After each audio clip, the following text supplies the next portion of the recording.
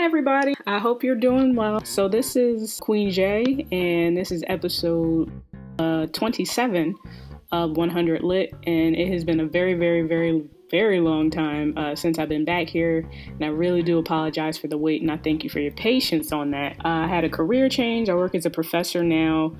Then we had the transition to remote learning, and then not that long ago I had actually contracted COVID-19 when I planned to put this out. I've since recovered, so I'm really grateful. So I do implore you, stay safe out there. And I really hope you're doing well despite everything that's happening right now.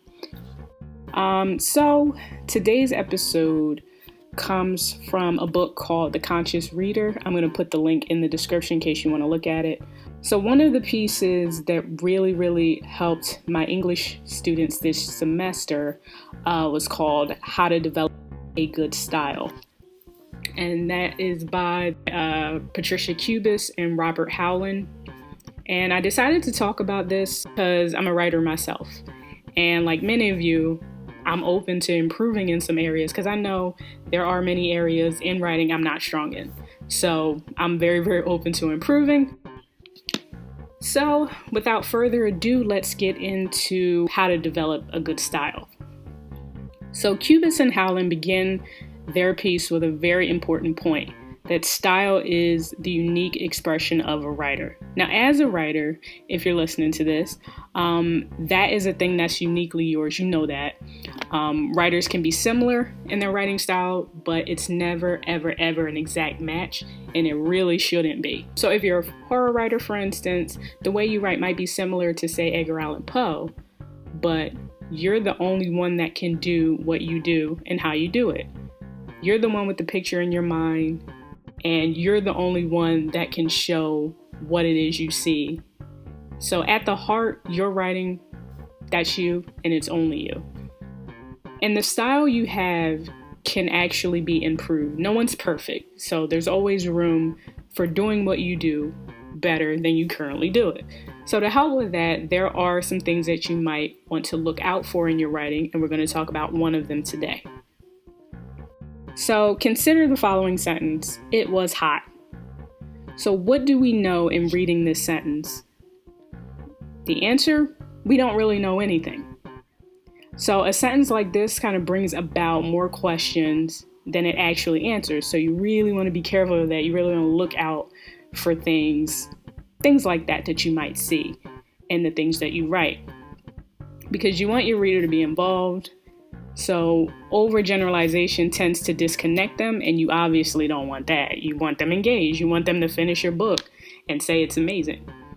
So while you do want to build, I know we use some of these shorter sentences to build suspense, and you do want to build that, but you also want to consider when it might be too short. So if you think you might have a sentence that is the equivalent of, say, it was hot, where it's too short and you feel like the reader should know something at this point that they don't, ask yourself the following questions. Who, what, where, why, and how, and when. Who was hot? What was hot? How was it hot, or how hot was it? Why is it hot? What is hot? So there's a lot of different, I know I jumped around there, but there's a lot of different questions you could ask. So asking yourself these questions help you use specific language that brings about the picture you want your readers to see. There's a picture in your mind, you want your reader to see it. Harder core, fast-paced mysteries tend to balance shorter sentences at certain points because they want to build up the mystery. And while cozy mystery writers like myself tend to describe a little bit more. So when it comes to generalization, or any tip whatsoever when it comes to your writing in general, find what works for you. Find what works for you in the context of that genre. Balance is always key in keeping what you write fresh. So while overgeneralization is not necessarily a thing you want to do, generalization is okay. Just balance it out. So like I said, balance is always key in keeping what you write fresh.